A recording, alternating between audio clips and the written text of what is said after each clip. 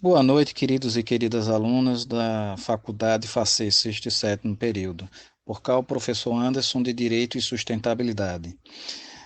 Agora na modalidade online, enquanto durar aí essa crise do coronavírus, né? A faculdade, juntamente com a coordenação e os professores, adotaram essa forma de evitar, né, o prejuízo do conhecimento e andamento do conteúdo. Então, por hora, estaremos aí na formato online.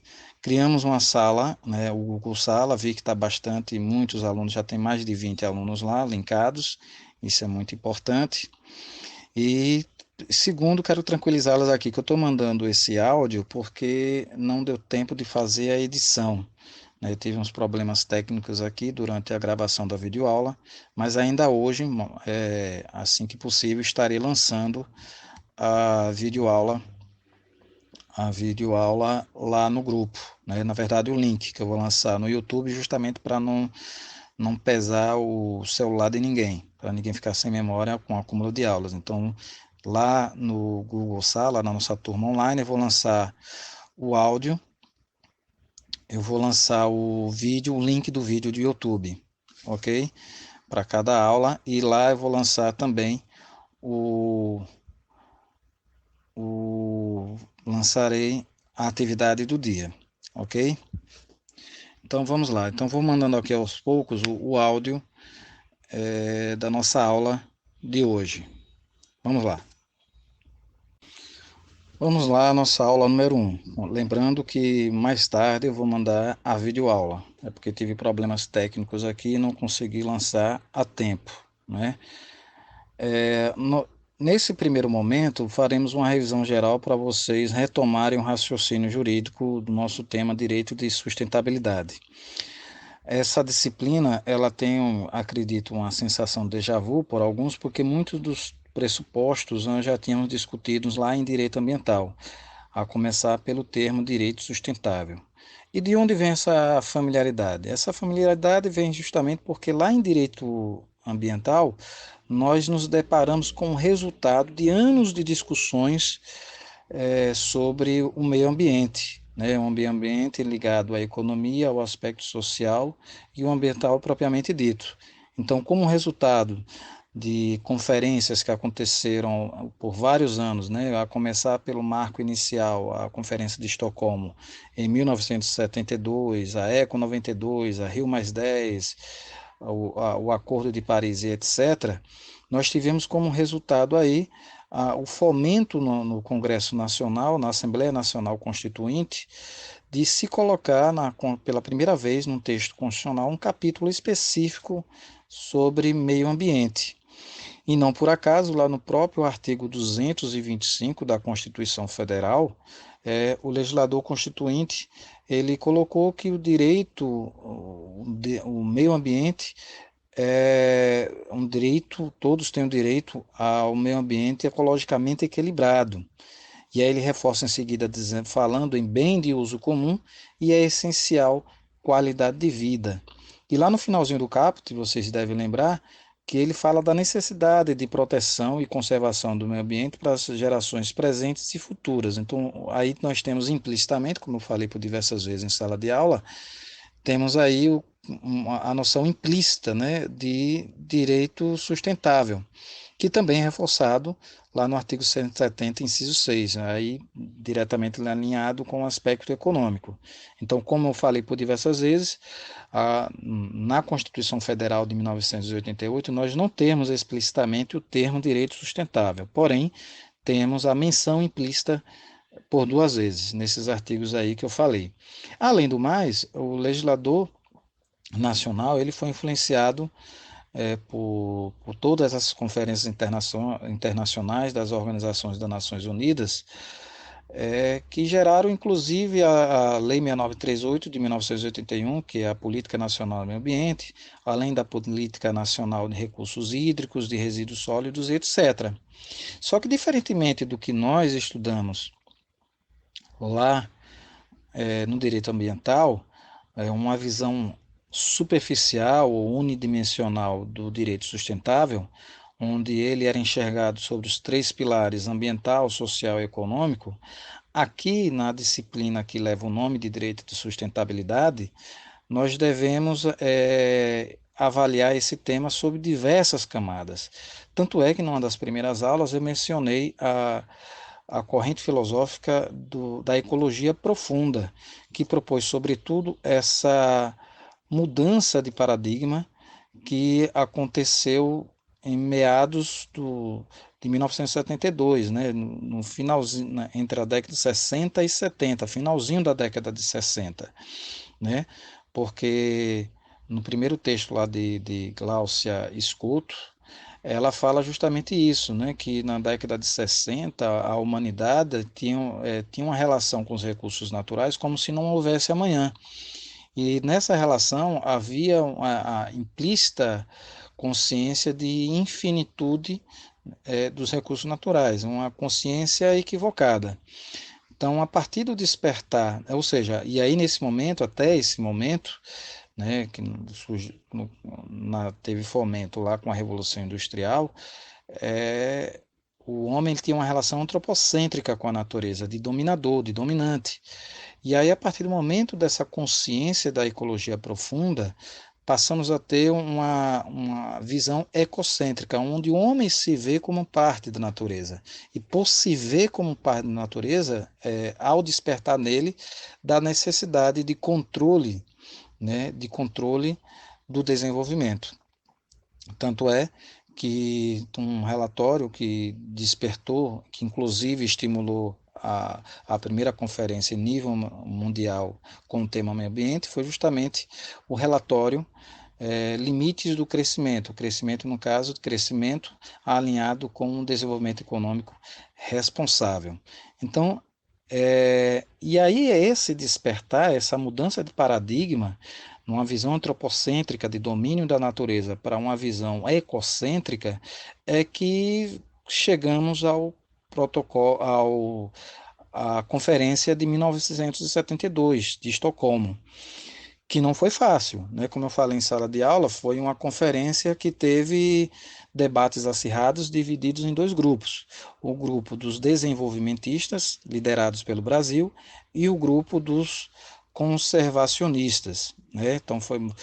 E aí alguns podem pensar que não teve lá muita contribuição, mas uma as principais contribuições é que foi pela primeira vez conseguiu se reunir cerca de 114 países para discutir o tema meio ambiente. E ali nasceu a mudança de paradigma que continuou reverberando no pensamento dos cientistas. Tanto é que um ano depois, em 1973, Maurice Strong e ele publicou o relatório. Ignacii Sachs publicou um relatório onde ele trouxe à baila pela primeira vez o termo ecodesenvolvimento, que é a doutrina é uníssona em colocar que é o embrião do termo desenvolvimento sustentável.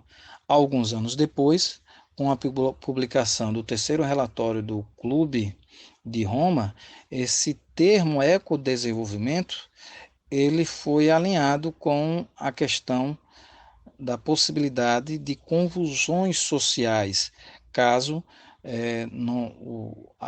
o ecodesenvolvimento ele não chegasse a todas as camadas, sobretudo as camadas mais pobres, o que levaria, segundo esse relatório, ao caos social, né? Não por acaso, comentei por diversas vezes em sala de aula, que o direito sustentável, quando nós encaramos sobre a perspectiva dos três pilares, devemos entender uma integração de ação desses três pilares.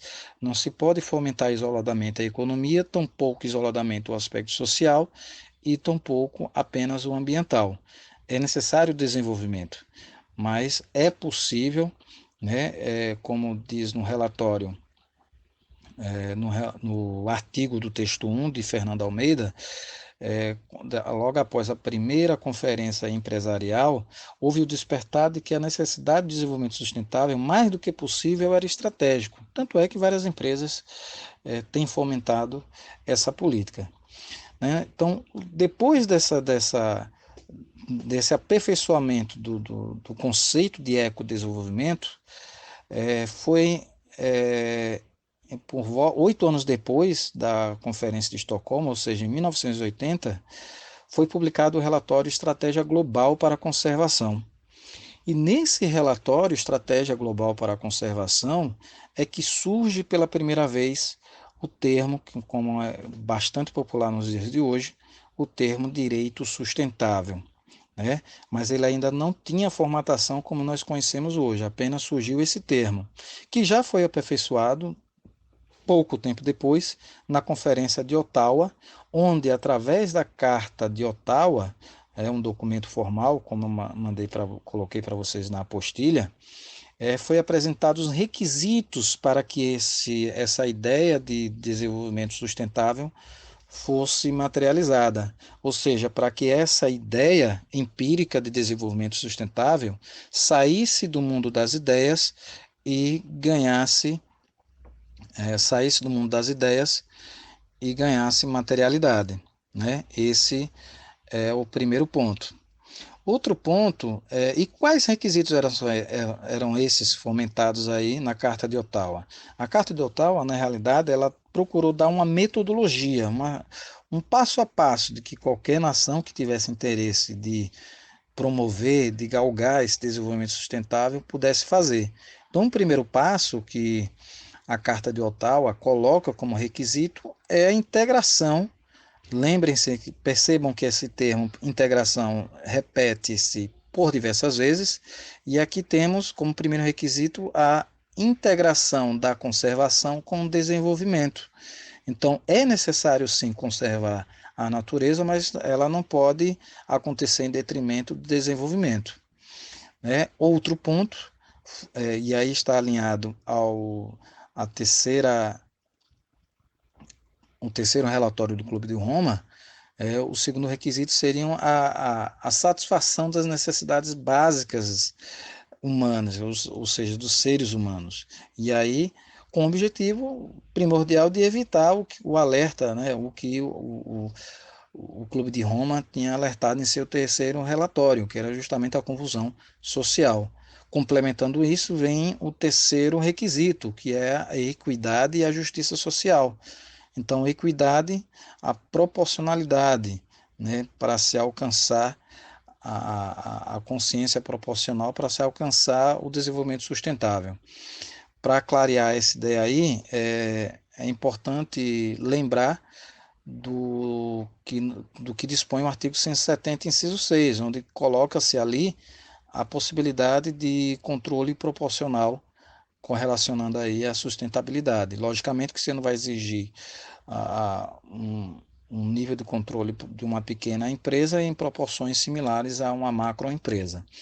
Outro ponto aqui no requisito que é colocado na Carta de Ottawa é a diversidade cultural. Então, lembrem-se, né, é importante lembrar aqui que o legislador constituinte colocou, ele fala por duas vezes, dois aspectos estão ligados aí à cultura, a própria educação e a cultura. Coloca o legislador constituinte no artigo 225 como um pressuposto da política constitucional ambiental à educação, inclusive por meio de legislação específica, e no parágrafo 7º, que foi objeto de emenda constitucional há pouco tempo, foi positivada a questão de eventos culturais com exploração de animais, a exemplo das vaquejadas. Então, tem que estar alinhada aí a diversidade cultural, o fomento à educação e a parte cultural, porque como Bezerra, e eu vou falar dele daqui a pouco, coloca, o desenvolvimento sustentável para ele estar alinhado a um processo contínuo de aprendizagem a longo prazo. Então, a questão ambiental, a proteção e a conservação do ambiente, ela exige mudanças de condutas, e cujo reflexo não vai aparecer em mínimos de 10 anos, só vai aparecer de 10 a 20 anos. Finalizando aí os requisitos da Carta de Ottawa, temos a necessidade da manutenção da integração ecológica. Porque havendo essa integração ecológica, é que todas as outras premissas que a apostila traz, a premissa política, ecológica, ambiental e social, é que poderá realmente trazer uma eficácia, terá um êxito. E logo após essa publicação do relatório Estratégia Global para a Conservação, pouco tempo depois, em 1987, esses requisitos da Carta de Ottawa foi em 1986, um ano depois, o relatório Brundtland aperfeiçoou, e popularizou o termo desenvolvimento sustentável. Isso aí foi um estupim, foi um pontapé inicial, e esse conceito é importante a gente atentar que esse conceito ele é dinâmico, porque ele foi aperfeiçoado com a Eco 92 onde foi publicada a Agenda 21. E de que forma foi aperfeiçoado? Lá na Agenda 21, pela primeira vez, foram estipuladas metas precisas, compromissos de redução, por exemplo, de emissão de gases tóxicos, etc. Não por acaso o nome é Agenda 21. A agenda é uma programação cronológica. Então foi condicionada uma série de ações de controle por parte dos chefes de estados que deveriam surtir algum resultado com alguns padrões, de referência que foram estipulados lá na Agenda 21, com o objetivo aí de alcançar, de tornar possível o desenvolvimento sustentável. Mais adiante, a Carta da Terra, ela, em linhas gerais, ela trouxe uma série de princípios e regras, onde teve um importante sentido de nos colocar como se nós seres humanos, estivéssemos no condomínio planeta Terra. E aí, a partir do momento que foi feito esse entendimento, colocou-se responsabilidades comuns, bens de uso comum e etc. E pontos estes que foram reforçados com outros protocolos, Rio +10 e o Acordo de Paris, todos eles aí com viés de tornar possível e materializar esse conceito de direito sustentável. Vamos lá, prosseguindo. Outro ponto que nós temos em nossa apostilha 1 é as premissas da sustentabilidade. No primeiro momento eu chamei a atenção dos senhores e senhoras de que nós não podemos, nesse segundo momento, o estudo do direito de sustentabilidade ele é feito em diversas camadas, e para a gente entender essas camadas, por isso que a ementa ela reforça no tópico 1 a timeline do desenvolvimento sustentável, porque na verdade quando a gente compreende a timeline do desenvolvimento sustentável, nós estamos compreendendo a evolução do pensamento ambiental desde 1972 até os dias atuais. Então, essa é a premissa. E partindo desse pressuposto, nós podemos entender, a apostila lá coloca para vocês o desenvolvimento sustentável político, ou a sustentabilidade política. O que seria isso? A sustentabilidade política ela vai alinhavar a construção da cidadania e do desenvolvimento. E por óbvio, se você faz uma correlação da cidadania, você vai fazer uma ligação com o aspecto ambiental, social e econômico. Só que mais que isso, a cidadania ela passa, por exemplo, o exercício da sustentabilidade política passa também pelo papel do legislador em criar leis e mecanismos de controle. Não por acaso o legislador constituinte positivou princípios constitucionais, ele positivou, por exemplo, o princípio da precaução, da prevenção, da educação ambiental. Então, não por acaso ele positivou isso na Carta Magna, e foram criadas outras legislações com essa intenção de contribuir para a eficácia na proteção e conservação ambiental. Dentre elas, a própria Lei 9.6938, de 1981, e a Política Nacional de Recursos Hídricos, Resíduos Sólidos e etc. Então, E, além do mais, além desse papel do legislador, né, de fazer, contribuir com o ordenamento jurídico, com legislação que venha propiciar o eficaz controle e a materialização do desenvolvimento sustentável, temos também essa sustentabilidade política está alinhada com os mecanismos de controle, ou seja, a política pública de controle, né, que todos nós sabemos não é das melhores. E outro aspecto, né, a econômica, ela, quando a gente analisa de um olhar mais aprofundado, a gente percebe que todo o viés econômico alinhavado com o desenvolvimento sustentável, ele está pedindo nada mais, nada menos que responsabilidade. Ele não está exigindo que o empresário deixe de produzir, que indústrias sejam fechadas. O que está se sopesando aqui é a necessidade de responsabilidade. Não por acaso, crimes ambientais, a responsabilidade é objetiva, né? Lembrem lá do artigo 37, parágrafo 6º da Constituição Federal. Então, sempre que houver esse link, né, se for perguntado alguma coisa na prova sobre a sustentabilidade econômica, lembrem dessa correlação entre o crescimento econômico, desenvolvimento econômico e a responsabilidade na condução dos dois. E o terceiro aspecto, né, que tem lá na premissa, lá na apostila 1, é justamente a sustentabilidade social. Lembrem que lá o artigo 225, caput, o legislador constituinte colocou bem de uso comum e a essencial qualidade de vida. Eu falei até por diversos momentos, e no vídeo vocês vão ver isso, que José Afonso Silva, Pedro Lenza, Natália Masson, entre outros, entendem que esse fragmento, né, do texto constitucional essencial qualidade de vida nos remete, na verdade, ao mínimo existencial. E o que é esse mínimo existencial? É o requisito mínimo para garantir a dignidade da pessoa humana, direito à saúde, à educação, ao lazer, ao trabalho e etc. Então, é isso que se chama mínimo existencial. E a outra premissa que nós exploramos lá na apostila é justamente a premissa da sustentabilidade ambiental, que aí está alinhavando a conservação de recursos, né? É o fomento dessa noção de que os recursos naturais, a grande maioria dos recursos naturais é uma fonte não renovável. Por isso há grandes políticas públicas de energia solar, energia eólica, etc. Então, essa aí é a linha do desenvolvimento sustentável na premissa ambiental.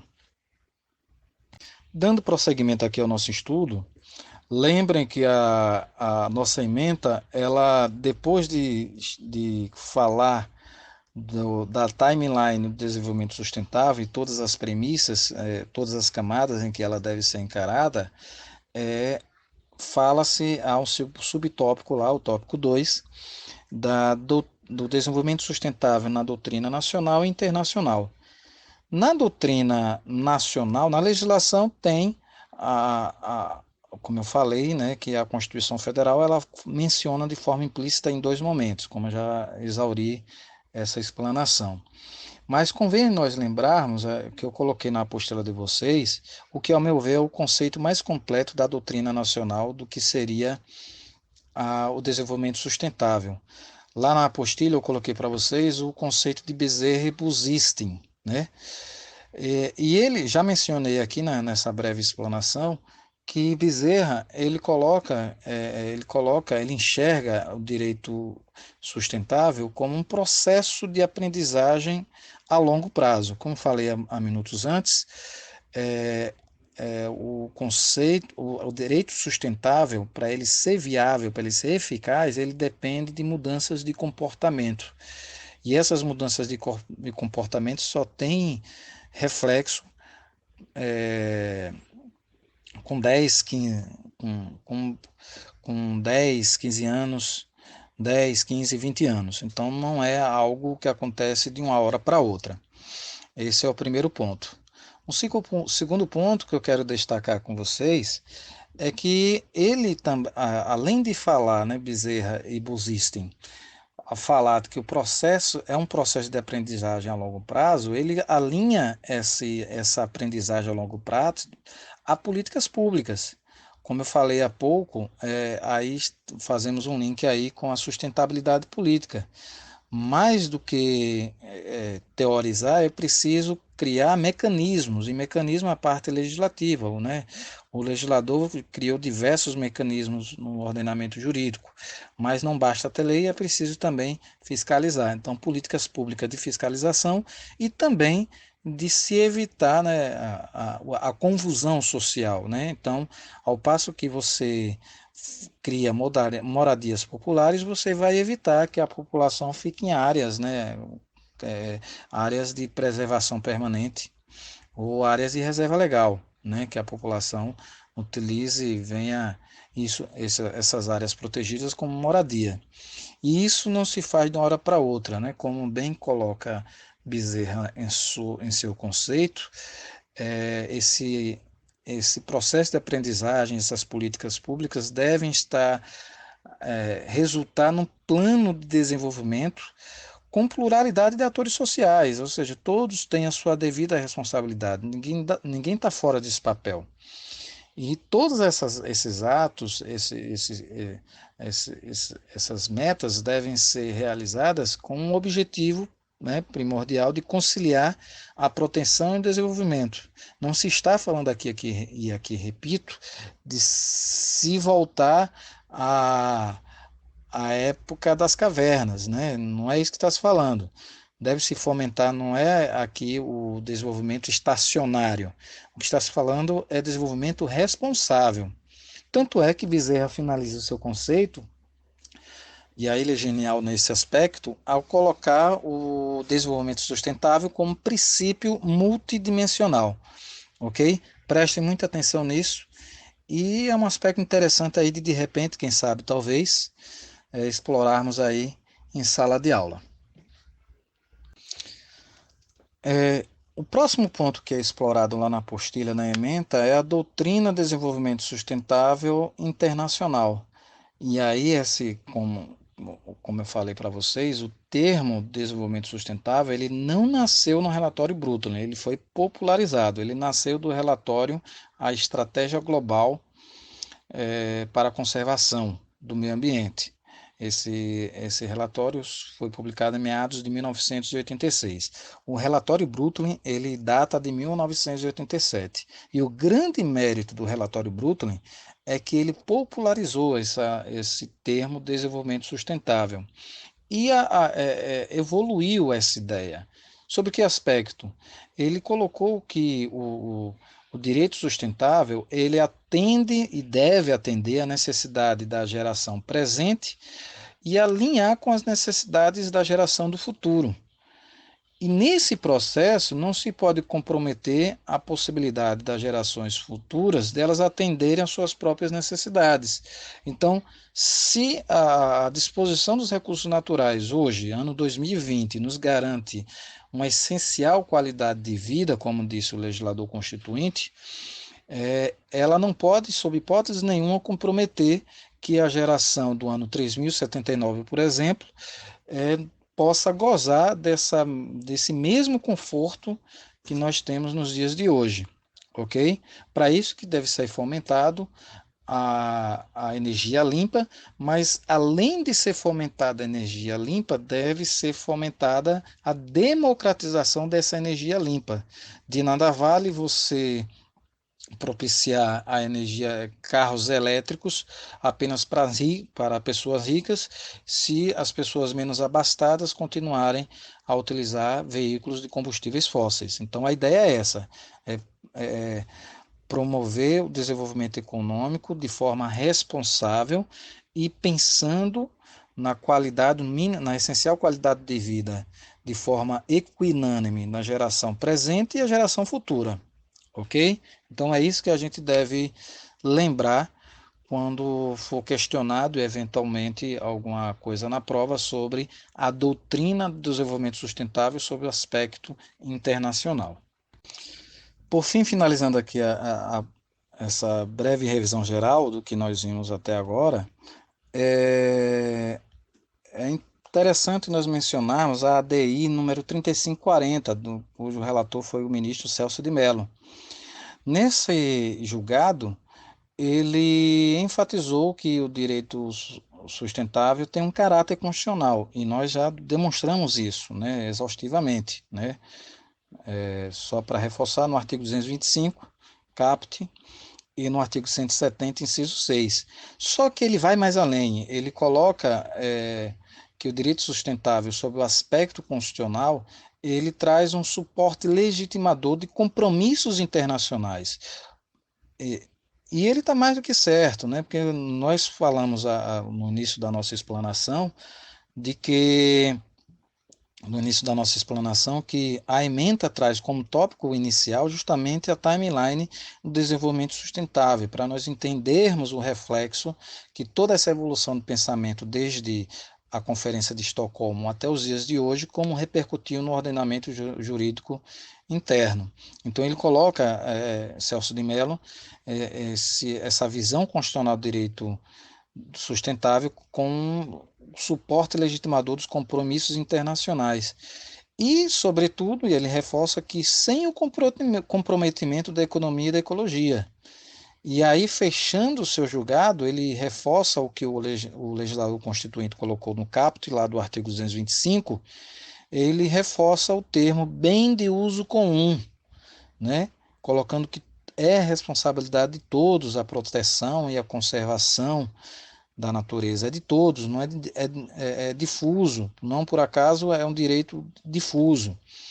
E aí ele salvaguarda, né, finalizando aí, como bem finaliza também o legislador constituinte no artigo 225 caput, que é bem de uso comum para as presentes e futuras gerações. Então, marque com carinho aí esses termos, porque podem ser objeto de alguma questão da nossa prova. Ok? Agora, meus queridos e queridas alunas do sexto e sétimo período, eu quero fazer um adendo sobre a atividade que eu passei. A atividade que eu passei, ela propõe uma reflexão. Acredito que a grande maioria já deve ter lido o texto 1, o artigo do Fernando Almeida, é, e, e o texto 2 de Maicon. Então, o objetivo de posse, né, é interessante que vocês façam teste do site Pegada Ecológica depois que lerem esses artigos. E uma vez lerem, depois de ter lido esses dois artigos, a ideia justamente é que vocês peguem o resultado do teste, e aí eu peço que vocês sejam muito honestos, né, com o resultado, passem aqui para o professor, e a partir desse resultado, linkem com o que é proposto lá nos dois artigos, no texto 1 e no texto 2, ok? É isso aí.